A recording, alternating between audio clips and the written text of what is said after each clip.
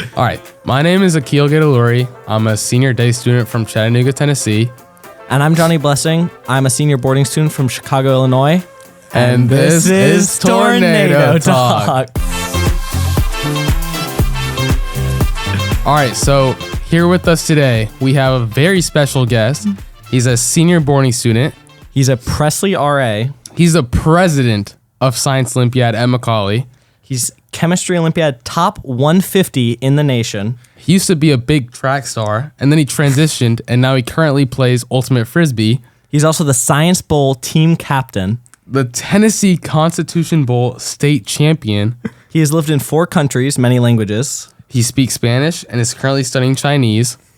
And he'll be attending Stanford for college. His name is Aubrey Raff. Hey there. Hey, Aubrey, thanks for coming onto the Tornado Talk. Thanks for your lengthy glaze session. So following up the intro, we're going to transition into a game that we like to call Quickfire. Are you familiar? I've never heard of it. Okay, Johnny, do you want to explain the rules? It's basically, we're just going to be asking you questions, and your goal is not to think. We just want to hear your, go-to answer, you know? There's no explanations. You just kind of, Off the top of the head. Off the top of the Off head. the dome. Okay, I'll get us started off. Okay. Best dorm snack. Ramen. Chow's, Cookout, or Chick-fil-A? Cookout. How many times have you worn pants to class this year? 15? Just to clarify for our maybe non-Macaulay student viewers, as a senior, you are given the option to wear pants or shorts to class. So, of course, Aubrey is wearing clothes to class. He just seems to prefer shorts over pants. Even in the cold temperatures that we've gotten lately. But also, I'm curious. Well, I have done Science Bowl and Science Olympiad, so I kind of already know what those are about. But for our viewers who don't know or aren't familiar, can you just give a little brief description of both of them? And then also, why you prefer Science Bowl? Sure. So Science Olympiad is a series of 23 events. So that's why they call it an Olympiad. You've got 23 events, a ton of fields in science. There are test events where you take a test. Sometimes they let you prepare a binder that you can refer to during your test. There are a lot of lab events where you have to do some kind of practical situation to answer questions, and then you're graded on those. And in other events, you have to build something in advance of the competition, and then you evaluate its performance there. So the Science Olympiad, usually people take somewhere between 2 and 5 different events to do over the course of a day of Olympiad. And it constitutes a lot of preparation, a lot of variety in the kinds of science you can do. The Science Bowl is a little bit more particular, I guess a little bit more focused. For the Science Bowl, you just spend a day in essentially a science trivia tournament where they ask questions from simple mental math operations to random questions about a certain genus in biology, all kinds of crazy stuff, and just you try and answer the most questions, and that's a 4-person team from your school versus 4 people from another school. I would say that I like Science Bowl more because I think it matches the kind of studying I like to do, in the sense that I love to browse Wikipedia pages, love to just randomly open a page on a textbook and start reading. And so that kind of random knowledge can serve me really well in Science Bowl, as opposed to Science Olympiad, where there's a rubric of the types of questions that they're able to ask you. Are those 2 different groups usually, Science Olympiad and Science Bowl, or are a lot of the people from Science Olympiad also doing Science Bowl? Well, we have the Science Olympiad building people, and those are the people who aren't really doing all of the hard science stuff. So the building people are kind of their own group, but all the studiers in the Science Olympiad are also the people doing the Science Bowl. Okay, that makes sense. And so as I was thinking of questions to ask, I was predicting that you were going to say that you like Science Olympiad more, so I'm just surprised that you said Science Bowl. But I was going to ask, what is your favorite event in Science Olympiad? Ooh, favorite event. And you might have to describe, say the event and then describe it a little bit. Okay. Can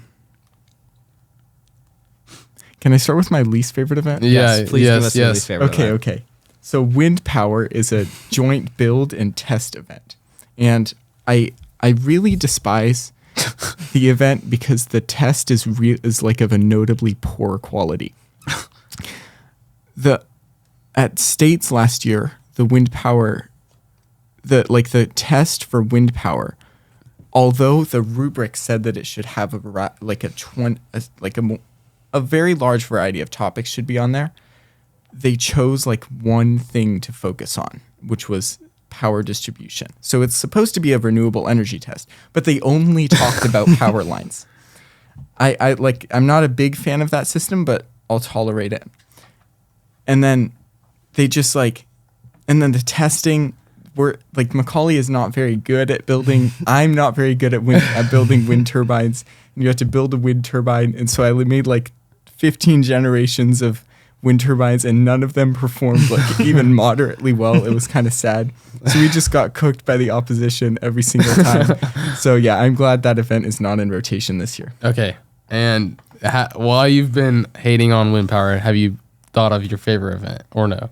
Yeah, I think favorite event would probably be materials science, because they get into a lot of complex sciencey stuff to a level that people just don't do in high school. Like, That's probably a lot of chemistry, right? there's a lot of chemistry, but they, instead of just talking about like the basics of how crystals form, the focus of the event tends to be like how imperfections form in crystals, exactly how you go from the atomic level to the actual properties of bulk materials. And that's really interesting to me, partially because it's like so complex, so heavy in math. It gets fun to do. So you also do chemistry Olympiad, right? Which is different from science Olympiad. How is it different? Like what do you do for that? Yeah, so Chemistry Olympiad is an individual event, but it's also kind of an all-day thing. At the regional level, you're just taking a multiple choice test, and then at the national level, they have you do a multiple choice test and a short answer test where you have to show your work and then get a final answer, and then finally, they have you do a lab at nationals. So they give you some materials, they give you a problem you need to solve, like find the buffer capacity of a solution, something like that, or identify a few solutions by reacting them with other things, and then you have to try and get the right result for the lab. Okay, and obviously you placed really well. You got top 150, and of course that takes a lot of time and studying in itself. Was that like all of that just intrinsic, like you were passionate about it, you just want to learn more? Or was there some times where like it was hard for you to study? And if so, how did you try to motivate yourself to get past that? I think there's always an element, although I didn't feel it at the time, of I'm doing this for the Olympiad. So although I really do enjoy reading textbooks, now that I'm into college, it feels a lot more difficult to do that kind of thing. I think the key thing is to kind of detach yourself from other things that you could think of as more interesting. Like if there's a period over the weekend where you're not allowed to be with your friends or scroll on reels, you'd be surprised by how productive you can become. Yeah. So obviously you really like science, but you also play some sports at Macaulay. Tell us what you started with and then what you're doing now in terms of your athletics and what you've done in between. Yeah. So I started with one of the least pleasant sports that exist, which is running around.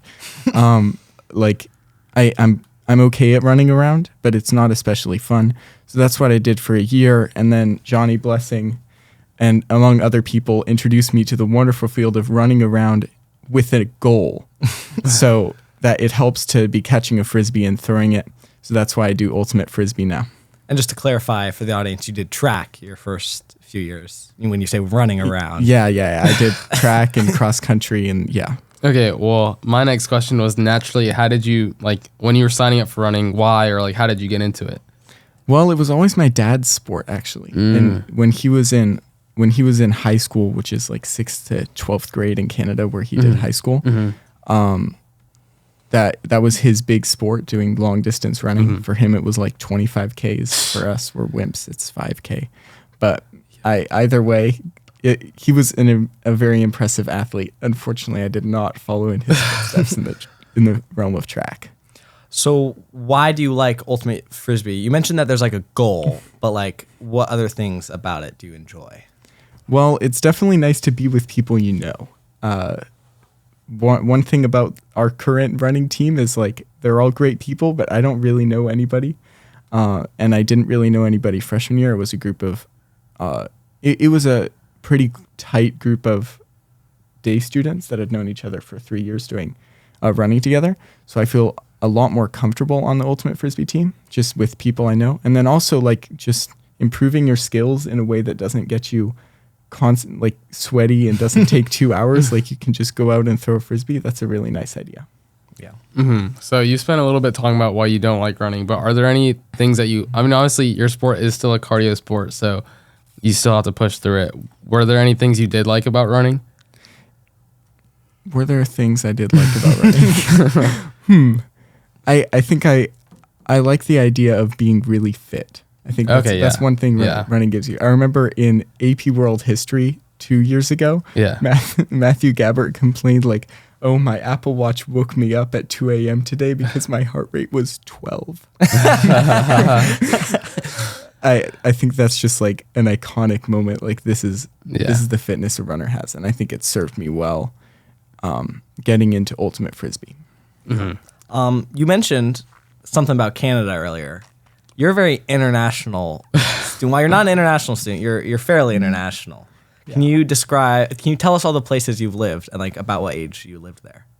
Sure. So it's all 3 years in every place. So I started out in Washington, D.C., and then moved to Israel, and then Ottawa, Canada, and then Mexico City, and then Quebec, Canada. Now I'm back living in Virginia, and of course attending school in Tennessee.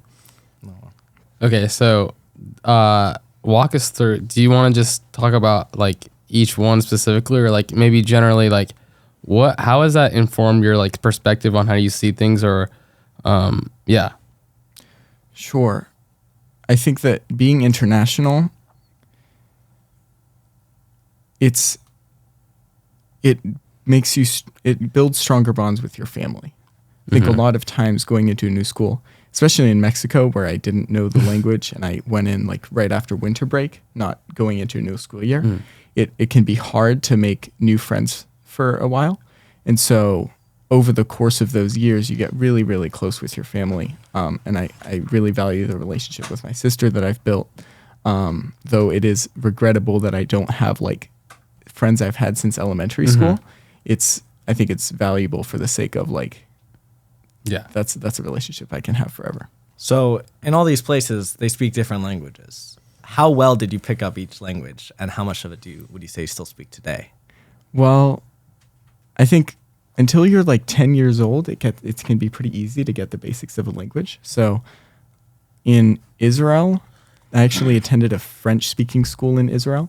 So there I learned Hebrew and French pretty well and managed to forget both of them by the end of my time in Mexico. But I managed to retain a little bit of my Spanish, and that's nice to have. And then after living in Quebec, I've recovered a good amount of French so that I can, to some extent, hold up in conversation. Okay. But it's nothing impressive. Well, I was going to ask, so knowing Aubrey, he was actually a freshman in AP Spanish, which is usually a junior or senior level course. So how is that, just as a freshman, you're entering all these new things with Macaulay and boarding school, and then you have one of the most difficult classes here. Just how was that transition, and was it easy for you?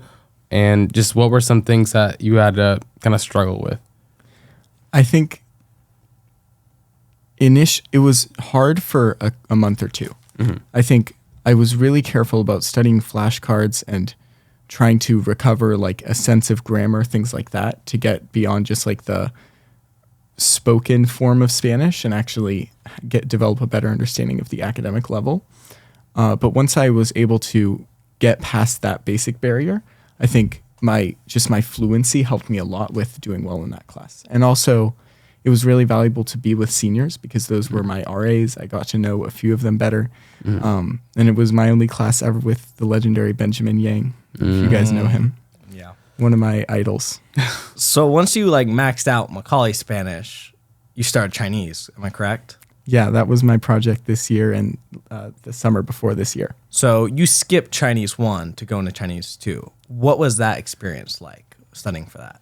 Well, I think I was comfortable enough with the Macaulay system that I pretty much knew what I needed to do to get through Chinese 1. And I felt like I knew I could do it, and I just needed to be really disciplined about studying and everything. So it was a pretty like incel summer, but that's okay. Yeah, it was. I didn't have like a super eventful summer because I was essentially studying Chinese for half of it.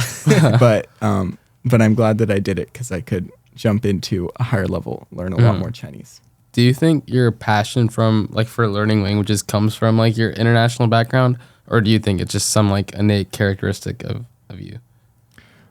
I don't know, and I think when I think about why I like learning languages, there are a few things that come to mind. I can't give you a concrete reason. There's of course like the joy of like learning something. Yeah, is nice. You just like recalling a card or a term when that's been hard for you is always just a great joy to be able to do. But then there's also the relational aspect of like in classes with Chinese speaking teachers or talking to Chinese speaking people all around Chattanooga. Like it gives you a new level of connection with people.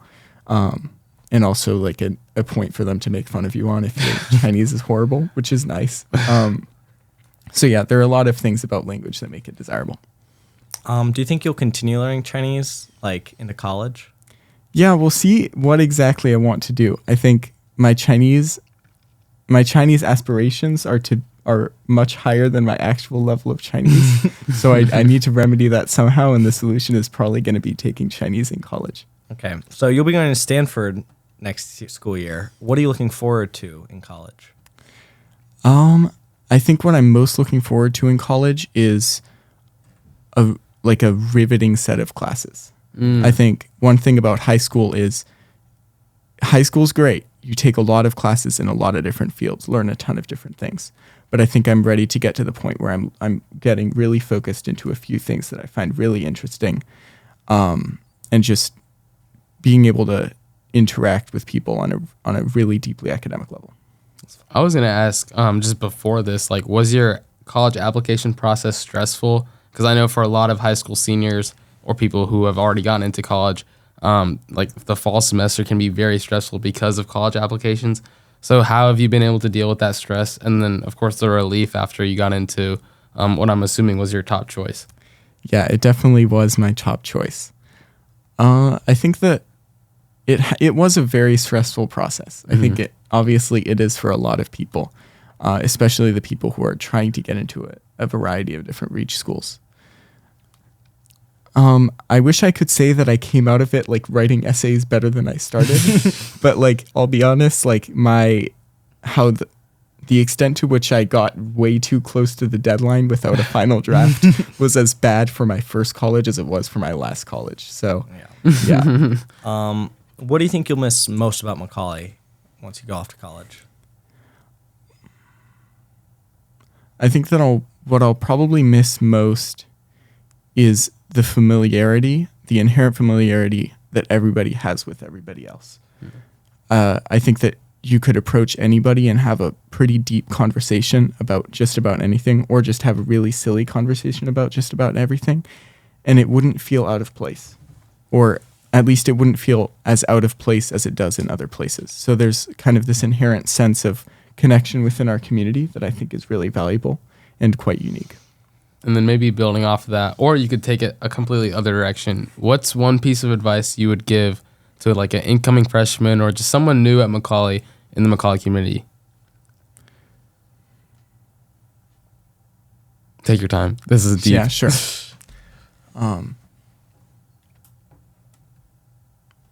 Well, I'm not sure whether it's a good idea to give you the advice that I'd give myself. Because ultimately everybody is a different person.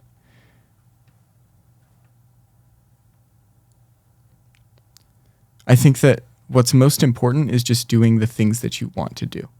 I think if you're coming in freshman year and you're doing something just for the sake of getting into a good college or just for the sake of like making other people happy, you probably won't succeed, and it won't make you a more successful person. So I think the key thing is just like follow your heart, and you'll find a way to make it valuable to you and others. That's deep. Yeah, I like that. We should clip that. Thank you so much for coming on to the show, Aubrey. We Thank really you, Johnny. appreciated it. Aubrey, you want to send us off? Sure. For lack of a good quote from myself, I'll give you my favorite quote from a book. It's by George Orwell. Sanity is not statistical.